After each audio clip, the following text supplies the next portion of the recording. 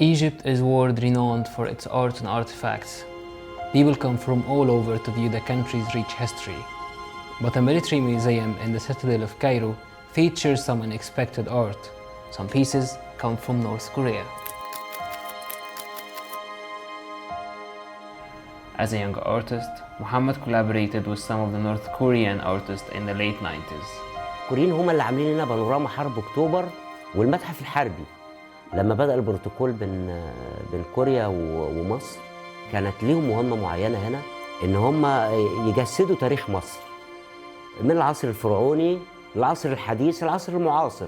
كل ده الكوريين جسدوه كويس جدا في لوحات زيتية. Egypt is not alone in that. There are more than 18 African countries have commissioned North Korea to make propaganda art. So, how did the world's most secretive state turn out to be a mass art exporter?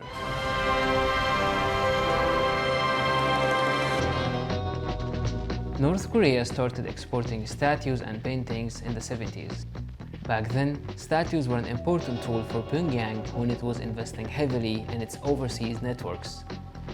This was a strategy in order to win the backing of smaller states in a battle for diplomatic support at the United Nations. After the collapse of the Soviet Union, art production turned into a business in North Korea and a way to get foreign currency into the country. The state has generated more than $160 million since 2000 from building monuments around the world and especially in Africa.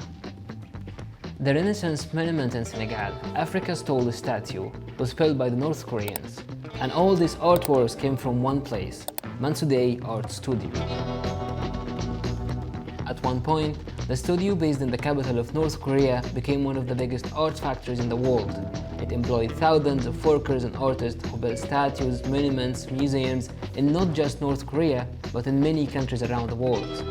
But that changed. Today's resolution includes the toughest and most comprehensive sanctions regime ever imposed by the Security Council. In November 2016, the UN Security Council imposed new sanctions aimed at cutting North Korea's annual export revenue by a quarter in response to its fifth and largest nuclear test. These targeted exports of coal, minerals, labor, and also statues. Let's take a look back at Egypt. It's 1992, during the rule of President Mubarak. Egypt opened a renovated National Military Museum that documented the wars that Egypt fought through the history. The art protocol between Egypt and North Korea started in the early 90s. They made paintings of the history of Egypt in the National Military Museum and Panorama 6 of October Museum. But this collaboration did not end here. ان الكوريين يجوا مصر ويدرسوا لمصريين كانت الفكرة جاية طبعا من الرئيس مبارك. كان المفروض هنسافر بعثة سنة كوريا، قالوا لا احنا نجيب الخبراء كوريين هنا وتبقى بعثة داخلية.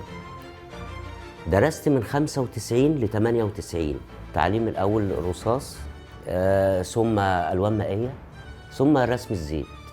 اشتغلنا بقى معاهم بعد الدراسة طبعا فترة.